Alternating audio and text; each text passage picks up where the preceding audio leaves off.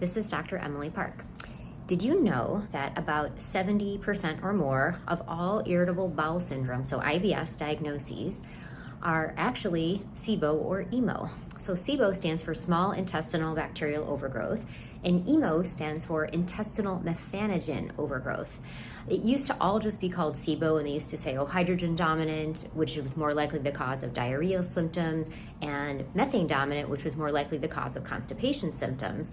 However, they've now classified it even further. This was starting back a few years ago now. They reclassified the nomenclature to be more accurate, and that's because SIBO, small intestinal bacterial overgrowth, that is producing gases hydrogen and hydrogen sulfide, so two different gases. Usually these patients have more diarrhea than constipation, although it doesn't have to be that way.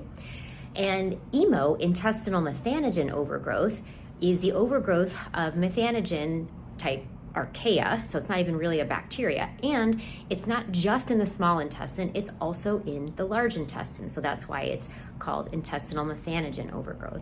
But these are treatable causes of irritable bowel syndrome, and so if you have irritable bowel syndrome as a diagnosis, you really might want to consider getting a breath test. And I do like the Trio Smart breath test because it looks at all three gases: hydrogen, hydrogen sulfide, and methanes.